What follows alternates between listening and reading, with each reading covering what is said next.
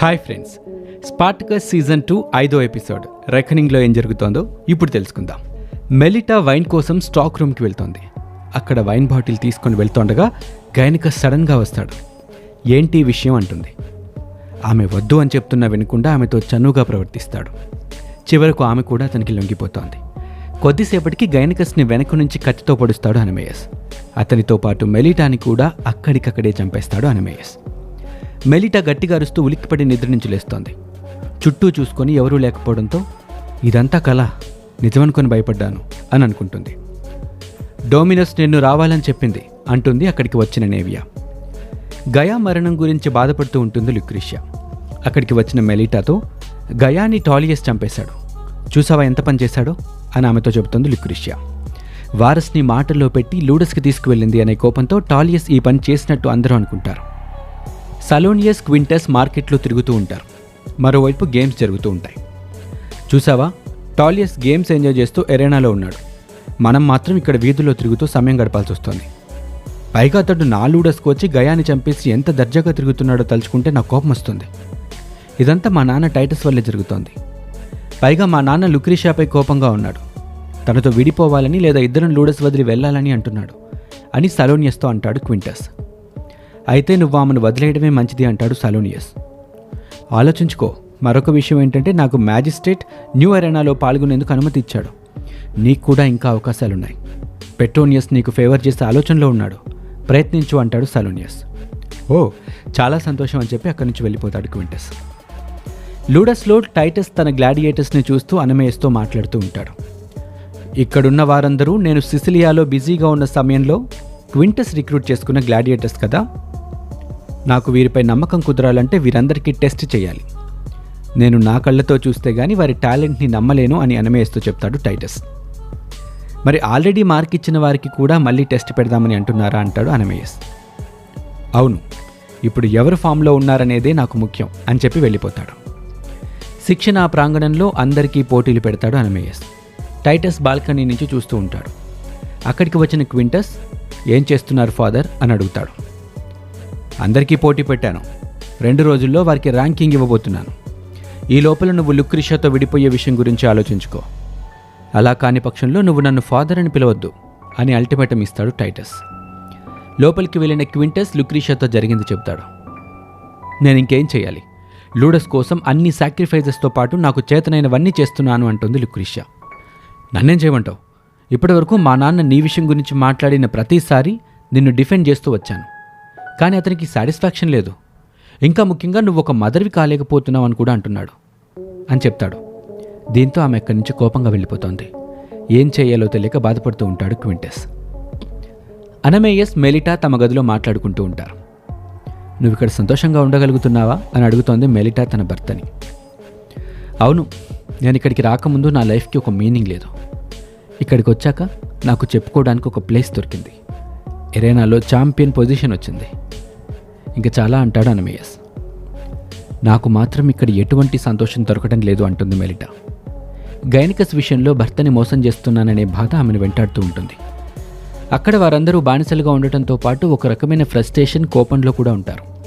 అందుకే కొన్ని సందర్భాల్లో వారి ప్రవర్తన, ఆలోచనలు భిన్నంగా ఉంటాయి. ఎవరు ఎవరిని ఇష్టపడతారో, ఎవరిపై ఎవరు పగ పెంచుకుంటారో ఊహించడం చాలా కష్టం. లుక్రీషియా క్యాబిన్ వద్దకు వస్తోంది. అప్పటికే క్వింటస్, టైటస్ గ్లాడియేటర్స్ పోటీని చూస్తూ ఉంటారు. టైటస్ లూడస్కి వచ్చాడని నేవియా అక్కడికి వచ్చి చెబుతోంది. అతడు ఎందుకు వచ్చాడు అంటాడు క్వింటస్. నేనే రమ్మని చెప్పాను అని చెప్పి వెళ్ళిపోతాడు టైటస్. రేపే నేను నా సమాధానం చెప్పాలి, ఏం చేయాలో తెలియటం లేదు అంటాడు క్వింటస్. మనం ఈ సమస్య నుంచి బయటపడడానికి ఏది చేయాల్సి వచ్చినా సరే చేసేయడమే అంటుంది లుక్రీషియా. ఆమె మాటల్లో అర్థం క్వింటస్కి అర్థమవుతోంది.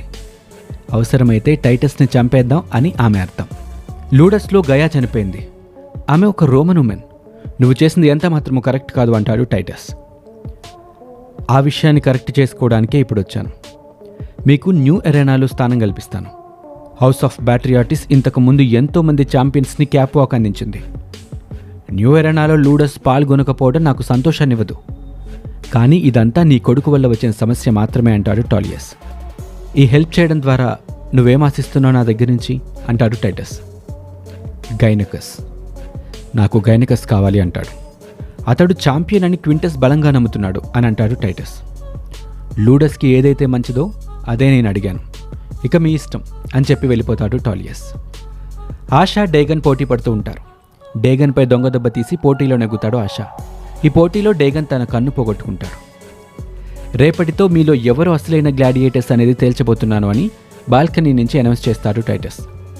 నీతో మాట్లాడాలి అంటాడు క్వింటస్ తన ఫాదర్తో.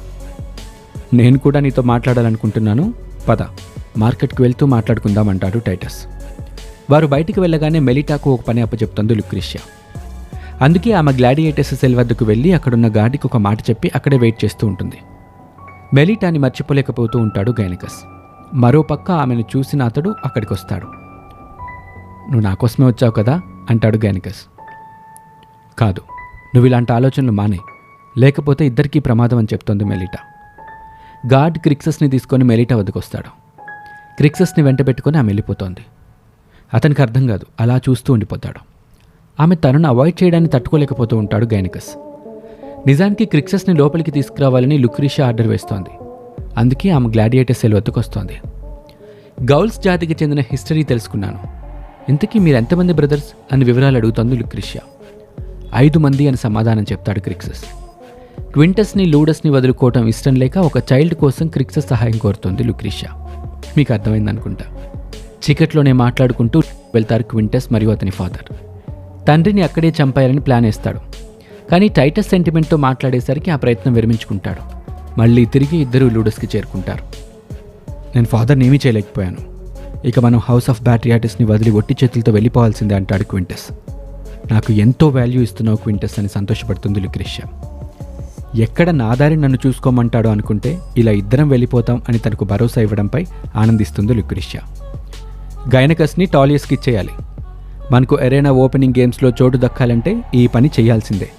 అతన్ని రెడీగా ఉండమని చెప్పు అని అనమేయస్తూ అంటాడు టైటస్. అతనే ఇక్కడ బెస్ట్ గ్లాడియేటర్, మీరు అతన్ని టాలియస్కి ఇవ్వటం నాకు కరెక్ట్ అనిపించడం లేదు అంటాడు అనమేయస్. అయితే రేపు గైనకస్కి క్రిక్సస్కి ఫైనల్ టెస్ట్ పెడదాం. అందులో గైనకస్ నెగ్గితే అతన్ని ఇక్కడే ఉండనిద్దాం, లేదంటే వెళ్ళిపోవడమే అని చెప్తాడు టైటస్. ఇద్దరికీ పోటీ మొదలవుతోంది.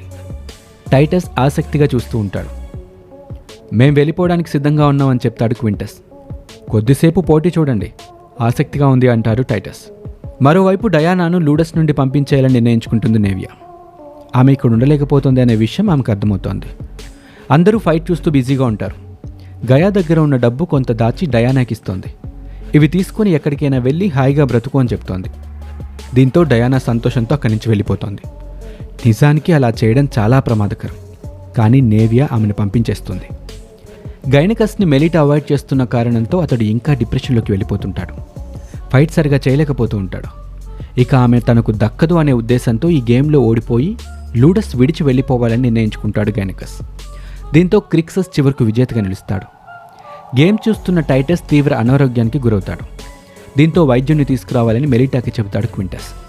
కొన్ని ప్రత్యేకమైన లేహ్యాలు కావాలి, అవి వెంటనే తీసుకురావాలని వైద్యుడు చెప్పడంతో క్వింటస్ అనమేయస్ మార్కెట్కి వెళ్తారు. నేను గైనకస్తో ఆఖరిసారిగా మాట్లాడొస్తాను, అతను రేపు టాలియస్ వద్దకు వెళ్ళిపోతున్నాడు కదా అని మెలిటా అడగడంతో సరే వెళ్ళు అని చెప్తుంది లుక్రీషియా. గైనకస్ వద్దకు డ్రింక్ తీసుకుని వెళ్తుంది మెలిటా. అతను నా మనసేమీ బాగోలేదు, నాకొద్దు అంటాడు. దీంతో ఆమె మాత్రమే ఆ వైన్ తీసుకుంటుంది. ఇది వైద్యుడిచ్చిన డ్రింక్, నువ్వు త్వరగా కోలుకోవాలంటే ఇది నువ్వు తీసుకోవాలి అని చెప్పి టైటస్కి ఇవ్వడంతో అతను డ్రింక్ సేవిస్తాడు. నేను క్వింటస్ ఎంతగానో ప్రేమించుకున్నాం. నువ్వు సిసిలియా నుంచి తిరిగి వచ్చి మా ఇద్దరి మధ్య చిచ్చు పెట్టావు. మళ్ళీ వెళ్ళిపోతావు అనుకుంటుంటే నువ్వు మాత్రం ఇక్కడే తిష్టవేసి మాకు పెద్ద తలనొప్పిగా మారావు. అందుకే నిన్ను పైలోకానికి పంపించడానికి ప్లాన్ చేశాను. నీకు ఇచ్చిన వైన్లో ప్రాణాంతక మత్తు పదార్థం కలిపాను. ఇక మన ఇద్దరి మధ్య గొడవలకు దీంతో శాశ్వత పరిష్కారం దొరుకుతోంది అని టైటస్తో చెబుతోంది లుక్రీషియా. దీంతో అతడు ఆశ్చర్యపోతాడు. మరోపక్క గైనకస్ వద్ద మాట్లాడుతున్న మెలిటా కూడా అదే మత్తు పదార్థం కలిపిన వైన్ తాగడంతో ఆమె కూడా కొద్దిసేపటికే మరణిస్తోంది. గైనకస్కి ఏమీ అర్థం కాక కంగారు పడతాడు. ఇక్కడ టైటస్ కూడా మరణిస్తాడు. మెలిటాని తీసుకుని లుక్రీషియా వద్దకు వస్తాడు గైనకస్. ఆ వైన్ మెలిటా తాగింది, అందులో ఏదో ఉందని చెప్పడంతో మెలిటా నీ గదికొచ్చిన విషయం అనమేయస్కి తెలియకూడదు, జరిగిందేదో జరిగిపోయింది, ఆమెను ఇక్కడే వదిలేసి నీ గదికి వెళ్ళిపో అంటుంది లుక్రీషియా. దీంతో ఏమీ చేయలేక అక్కడి నుంచి వెళ్ళిపోతాడు. ఎందుకంటే ఆమె తన గదికి వెళ్ళిందని అనమేయస్కి తెలిస్తే వారి మధ్య జరుగుతున్న గుట్టు బయటపడుతుంది కదా. అందుకే సైలెంట్ అయిపోతాడు గైనికస్. అప్పుడే క్వింటస్ అనమేయస్ లూడస్కి తిరిగి వస్తారు. తండ్రి చనిపోవడం చూసి ఎంతో బాధపడతాడు. మరోపక్క మెలిటా చనిపోవడంతో అనమేయస్ దుఃఖంలో మునిగిపోతాడు. దీంతో 5వ ఎపిసోడ్ పూర్తవుతోంది. తరువాతి ఎపిసోడ్లో గైనకస్ ఏమవుతాడు, టాలియస్ పైన క్వింటస్ ప్రతీకారం ఎలా తీర్చుకుంటాడు, న్యూ ఎరేనా పోటీల్లో గైనకస్ ఎలా విజయం సాధిస్తాడు, ఈ ఆసక్తికర అంశాలు సీజన్ 2లోని చివరి ఎపిసోడ్లో తెలుసుకుందాం.